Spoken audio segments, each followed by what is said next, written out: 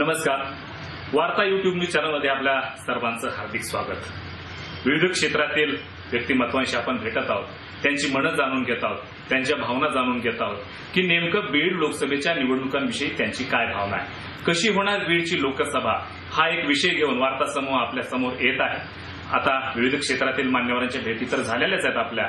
आता एक असं व्यक्तिमत्व ज्यांनी पत्रकारिता आणि वकिली या दोन्ही व्यवसायामध्ये शिरकाव केलेला आहे. निश्चितच हे दोन्ही पद निभावत असताना, दोन्ही पदांवरती काम करत असताना, या दोन्ही पदांवरती काम करत असताना त्यांचा विविध क्षेत्रातील म्हणजे अर्थात सर्वसामान्य माणसाशी त्यांचा संपर्क येतो आणि त्या माणसांच्या भावना काय असतात ती माणसं स्वतः पत्रकार किंवा वकिलांकडे बोलून दाखवत असतात. त्या अनुषंगानं केज येथील एक आमचे सहकारी मित्र जे व्यवसायानं वकील आहेत आणि पत्रकार सुद्धा आहेत आणि एक चांगले विश्लेषक, संवेदनशील विश्लेषक अशी त्यांची प्रतिमा आहे. असे आमचे मित्र ऍडव्होकेट पत्रकार अभय कुलकर्णी सर यांचं या ठिकाणी हार्दिक स्वागत आहे. आपण जाणून घेऊया त्यांच्या नजरेतली बीडची लोकसभा. सर, बीड लोकसभा निवडणुकीला आपण सामोरं जात असताना आपण कशा पद्धतीने या निवडणुकीकडे पाहताय? कारण तुमच्या पोस्ट पाहिल्या आणि तुमचं एकूण बिहेवियर जर पाहिलं सोशल मीडियातलं तर त्यावेळेस असं लक्षात येतं की यार तो बघ आलं कारण आहे. म्हणजे आपल्या ज्या पोस्ट असतात त्या निश्चितच वेगळ्या असतात. मग ह्या पोस्ट वाचत असताना आम्हाला तुमच्याविषयीची एक उत्सुकता आणि वेगवेगळी आपली भावना असू शकतो अशी भावना आमची निर्माण झाली. मग त्या अनुषंगानं बीडची लोकसभा कशा पद्धतीनं राहील ही एक तुमच्याकडून माहिती जाणून घ्यायची आहे. हे पहा, एकतर लोकसभा निवडणुकींची आचारसंहिता सुरू झालेली असली तरी फोर्समध्ये अजून एवढं प्रचार सुरू झालेला नाही. तर ढोबळमानाने विश्लेषण करायचं झालं तर ही प्रमुख दोन उमेदवार लढत होईल असं माझं मत आहे. भारतीय जनता पक्ष आणि राष्ट्रवादी काँग्रेस आणि आघाडीचे उमेदवार.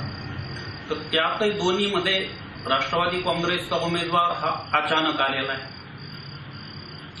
भारतीय जनता पार्टीचा उमेदवार म्हणजे अगोदरच लोकांमध्ये पोहोचलेला आहे. दोन्हींचं कंपॅरिझन केलं तर भारतीय जनता पार्टीचा उमेदवार हा वेल नोन आहे, अगोदरच पोहोचलेला आहे आणि एक व्हिजन असलेला आहे असं मला स्पष्ट वाटतं. हे त्रयस्थ पत्रकार म्हणून. त्या मानाने राष्ट्रवादी काँग्रेसचा उमेदवार थोडा नौका आहे, राजकारणाशी संबंधित असला तरी थोडा नौका आहे. आता याचं विश्लेषण करायचं झालं तर आणखी 15 दिवसाचा अवधी आहे. आपलीकडला बीड जिल्ह्याचा जर मतदारांचा पूर्ण इतिहास पाहिला तर आतापर्यंत मतदान हे इलेक्शनावर सेंटिमेंटनुसार झाले. म्हणजे निवडणुकींच्या काळात जो सेंटिमेंट असतो, जी लाट म्हणतो किंवा जी भावना असते त्या भावनेनुसार मतदान होतं. उमेदवारांची कामगिरी पाहून फार तर 25% मतदार देतात आणि दुसरा जो असतो 25% जे मतदान असतं ते मतदान उमेदवारांचा सोशिओ इंडिकेटर आणि मायक्रो सोशिओ इकॉनॉमिक इंडिकेटर याच्यानुसार 25% मतदार मत देत असतात. आता त्यामध्ये सोशिओ इंडिकेटर जर आपण पाहिला तर राष्ट्रवादी काँग्रेसच्या उमेदवाराचा स्ट्रॉंग आहे असं मला वाटतं. त्या मानाने भारतीय जनता पार्टीचा उमेदवार थोडा सोशिओ इंडिकेटरमध्ये कमकुवत आहे, पण त्यातच पुन्हा त्यांचा मायक्रो इकॉनॉमिक इंडिकेटर स्ट्रॉंग आहे. त्यामुळे ही लढत चांगली होईल. पण सामान्य जनांचे काय प्रश्न आहेत? आता तुमच्याकडे विविध क्षेत्रातली माणसं येतात, व्यवसायानं वकील आहात, पत्रकार सुद्धा आहात आणि आपला जे आपण जे ज्यांच्याशी संबंधित आहात असे सर्वसामान्य आणि तळागाळातील घटकांमध्ये आपला संपर्क आहे. मग त्या लोकांच्या या उमेदवारांकडनं काय अपेक्षा असते? हे पहा, बीड जिल्ह्यातला सगळ्यात प्रमुख प्रश्न म्हणलं तर बेरोजगारी आहे.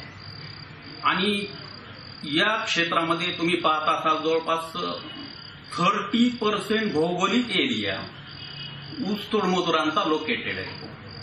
तर त्या ठिकाणी डेव्हलपमेंटला भरपूर चान्सेस आहेत. तिथं जो नैसर्गिकरित्या सीताफळ पिकवले जातात किंवा पिकले जातात त्याच्यावर प्रक्रिया करून उद्योग उभारले जाऊ शकतात.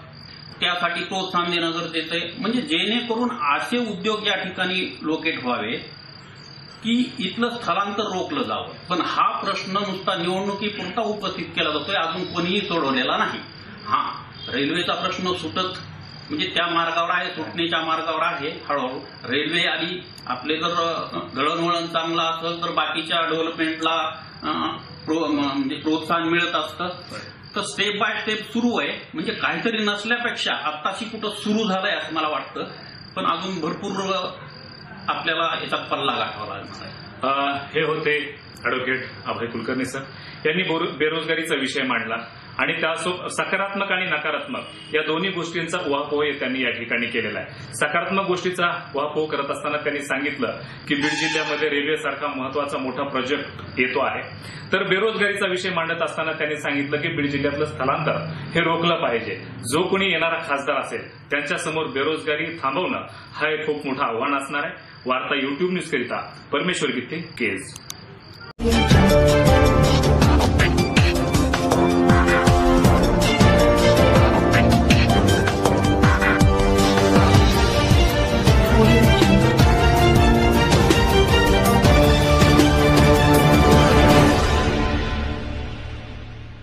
Audio Jungle.